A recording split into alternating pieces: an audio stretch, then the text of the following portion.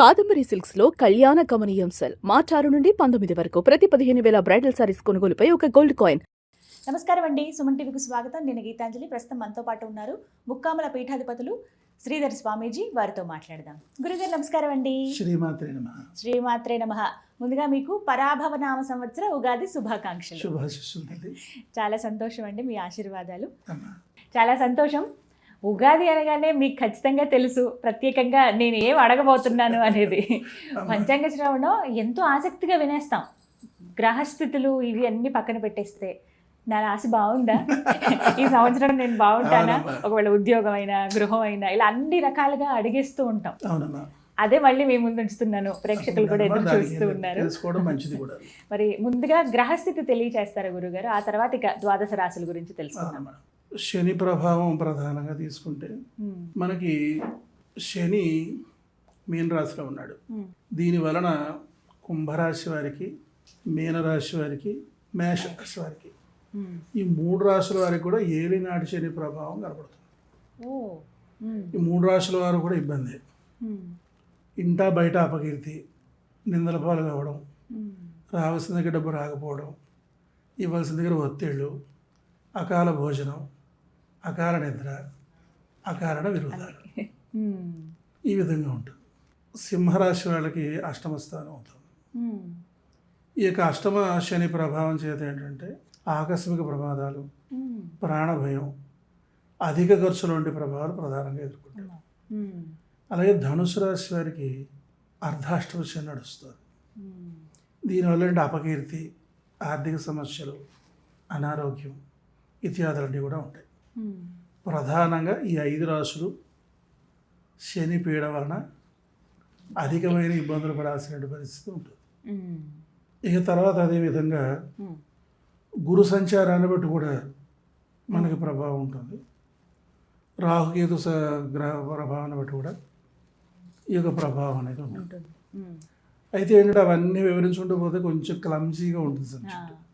అంచేత ఎటువంటి ప్రభావాలు ఏ రాశి వాళ్ళు ఎదుర్కొంటున్నారు అనేది మనం తెలుసుకుంటూ ముందుకు వెళ్ళిపోతే తప్పకుండా కొంచెం మనకు సులభంగా ఉంటుంది. రాశి ప్రకారంగా మాట్లాడుకుంటే బాగుంటుంది. గురుగారు, ఈ పరాభవ నామ సంవత్సరంలో ద్వాదశ రాశుల జాతక ఫలితాలు చెప్తున్నారు. అందులో భాగంగా ధను రాశి వారి జాతక ఫలితాలు ఏ విధంగా ఉన్నాయి? ధను రాశి వారికి కొంచెం కష్టకాలం అని చెప్పేసి బాగుండలేదు వీళ్ళకి. ఈ ధనుసు రాశి వారికి మూల నక్షత్రం 1, 2, 3, 4 పాదాలు, పూర్వాషాఢ 1, 2, 3, 4 పాదాలు, ఉత్తరాషాఢ 1వ పాదం ధనురాశిలోకి వస్తాయి. వీళ్ళకి ఆదాయం 14, వ్యయం 11, రాజపూజ్యం 5, అవమానం 6. వీళ్ళు ప్రధానంగా అనారోగ్య సమస్యలు ఎదుర్కోవాలి. ఆర్థిక సమస్యలు కూడా ఇబ్బంది పెడతాయి. ఏ రంగంలో ఉన్నవారైనా సరే అసంతృప్తిగానే జీవితం గడపాల్సిన పరిస్థితి ఉంటుంది. ఆర్థికపరమైన సమస్యలు ప్రధానంగా ఎదుర్కొంటారు. అనుకున్న రీతిలో ఆదాయం తేలేకపోతారు ఏ రంగం వారైనా సరే. అలాగే పేరు ప్రతిష్టలు కూడా వాళ్ళు కోల్పోతారు. పూర్వం గతంలో ఉన్న పేరు కూడా నష్టపోవడం అనేది ఉంటుంది. ఆకస్మిక ప్రయాణాలు, ఆకస్మిక ప్రమాదాలు, అనారోగ్య సమస్యలు, తద్వారా విపరీత ధన వ్యయం, ఇట్లాంటివన్నీ కూడా ప్రధానంగా కనబడుతున్నాయి. ఇక వ్యవసాయదారులకు వచ్చేసరికి పెట్టుబడులు అధికంగా పెట్టాల్సిన పరిస్థితి ఉంటుంది. వీళ్ళు ఏంటంటే వ్యవసాయం ప్రారంభిస్తారు, బాగానే ఉంది కదా అనుకుంటాం, ఎలకలు చేరి ఇబ్బంది పెట్టడం, లేకపోతే పురుగులు ఏదన్నా ఆశించి ఇబ్బంది పెట్టడం, లేకపోతే ఏదన్నా కొంత భూమిలోనే రకరకాలైనటువంటి ఫంగస్ లాంటివి, లేకపోతే రకరకాలైన రోగాలు వచ్చి ఎక్కువగా పెట్టుబడులు పెట్టి లాభాలు తేలైనటువంటి పరిస్థితి ఉంటుంది. అలాగే ఉద్యోగస్తులు కూడా ఎంత కష్టపడినా సరే వాళ్ళకి పేరు అనేది ఉండదు. ప్రమోషన్స్ తెచ్చుకోవడం కూడా చాలా కష్టంగా ఉంటుంది. ఇక వివాహ ప్రయత్నాలు కూడా అవ్వవు.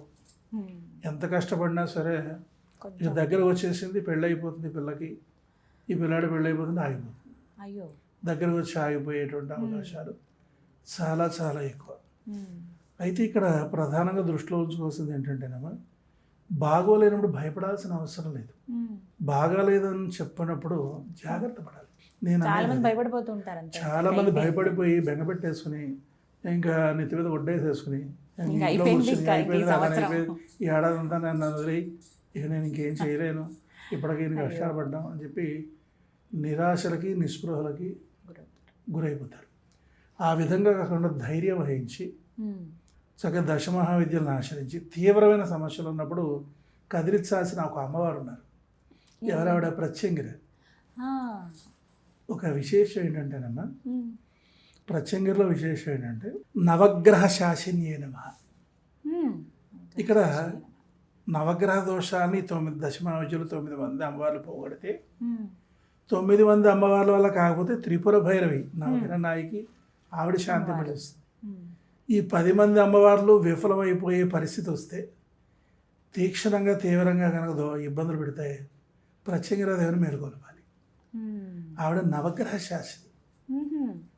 నవగ్రహాలు శాసనం చేస్తుంది. అడుగుతి పారిపోతారు నవగ్రహాలన్నీ. ఇక ప్రత్యేకరాదేవిని చక్కగా నేను పరిచయం చేస్తే ఇక ఎండుమిరపకాయలతో హోమం అని చెబితే లారీలు ఎండుమిరపకాయలు పట్టుకొచ్చి ఏదో గాడి పొయ్యిల్లో మంటలు పెడతారు చూసారా, అలా పెట్టేశారు. ప్రత్యంగిరాదేవిని భయపెట్టి పారిపోయేంత పరిస్థితులు తెచ్చి వచ్చేసారు. అసలు ప్రత్యేకంగా ఎంత అద్భుతమైన అమ్మవారమ్మ.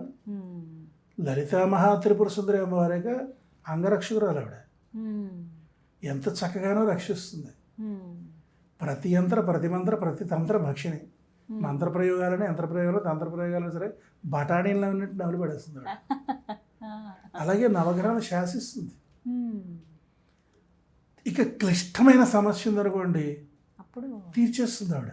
బ్రాహ్మీ ప్రత్యేకంగా విద్యలో వచ్చే కష్టాలను కాపాడు. నారాయణీ ప్రత్యేకంగా ఐశ్వర్యంలో వచ్చే కష్టాలను కాపాడు.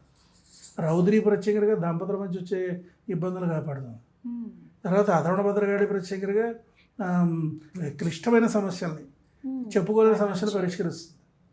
ఉగ్రకృత్య ప్రత్యేకంగా మంత్రయంత్ర తంత్ర ప్రయోగాల్ని పోగొడుతుంది. మహాప్రత్యేకంగా సర్వల్ని రక్షిస్తుంది. అంత బాగా కాపాడుతుంది ఆవిడ. ముక్కామల క్షేత్రంలో ప్రత్యేకంగా స్వయంభూ. ఇక్కడ ఏమిటంటేనమ్మా అమ్మవారు వాసవి అమ్మవారు అగ్ని ప్రవేశం చేసిన ప్రదేశం. పరాశక్తి సమాధి వయసుకి ఇచ్చిన వరాన్ని పురస్కరించుకొని పెనుగొండ క్షేత్రాన్ని కుసుమశ్రేష్ఠుడి కుసుమాంబ గర్భాన్ని వాసవి అవతరించి 102 గోత్ర దంపతులకు మోక్షం ఇచ్చే నిమిత్తంగా నగరేశ్వర సన్నిధానం ఉత్తర దిక్కు భాగంలో 2 కిలోమీటర్ల దూరంలో అంటే 12 కిలోమీటర్ల దూరంలో ఉన్న బ్రహ్మగుండంలో అగ్ని ప్రవేశం చేస్తున్నాడు. ఈ స్థలమే. ఈ అగ్ని ప్రవేశం చేయడానికి వద్దాం అనుకుంటుంటే ఈ రాజు ఏం చేస్తాడో ఒక నిమిత్త కారణం ఉంటుంది కదా, రాజు నిమిత్త కారణం అవుతాడు అనమాట. ఓ రాజు వివాహం చేసుకుంటాడని పట్టుబట్టడం, వీళ్ళు ఒప్పుకోపడం, రాజు బట్టలు కాపలా పెట్టేస్తాడు. అప్పుడు అమ్మవారు ఏం చేస్తుందంటే సప్తమాతృకల్ని అష్టభైరవుల్ని నవదుర్గల్ని దశమహావిద్యల్ని అష్టాదశక్తి పీఠాలని తర్వాత 101 గ్రామదేవతలు రక్షణగా చేసుకుని ముఖాలు వచ్చేస్తుంది. వాళ్ళే వీళ్ళందరూ అగ్ని ప్రవేశం చేసే విషయం తెలుసుకుని రాజు వచ్చి ఆపే ప్రయత్నం చేస్తాడు. అప్పుడు వాసవి వారు కళ్ళని చేస్తుంది. అప్పుడు మహాప్రత్యేకం వచ్చి రాజు తలకాయలు 1000 ముక్కలుగా కొట్టేస్తుంది. అంచేత పురాణ ప్రసిద్ధిగాంచినట్టు మహాశక్తి పీఠం ముక్కవల. అంచేత వెంటనే ఫలితాన్ని ఇస్తుందమ్మా. స్థలాభావం శిలాభావం తమాషా కదా అసలు ఎంతటి చాలా మహిమ. ఎంతమంది నా తల్లి కాపాడుకుంటుందంటే ప్రత్యేకరాదేవి అంత ఇంత కాదు. అందుకే ధనుసు రాశి వారు చక్కగా ఈ సంవత్సరంలో ప్రత్యేకంగా వెళ్ళిపోతే మంచిది. వెళ్ళాలి. ప్రారంభంలో వెళ్ళిపోయి ఒకసారి అమ్మవారికి ఏంటంటే హోమమా జపమా ఏ విధంగా చేయమంటారు? కాళీ, తర్వాత చిన్నమస్త, ధూమావతి, ప్రత్యంగిర, తార వీళ్ళ 5గురిని ఆశ్రయించాల్సింది. వీళ్ళు మాత్రం కొంచెం క్లిష్టంగా ఉంది కనుక ఒకసారి ప్రత్యంగిర హోమం, కాళీ కదలి హోమం చేసుకోవడం అనేది మంచిది. అప్పుడు వీళ్ళకి ఇబ్బంది లేకుండా బాగుంటుంది. ఇవన్నీ అక్కడ జరిపిస్తారు. ముందుగా చెప్తే చేయించుకోవచ్చు. చక్కగా వివరించారు. ధన్యవాదాలు గురువు. తల్లి శ్రీమాత్రే.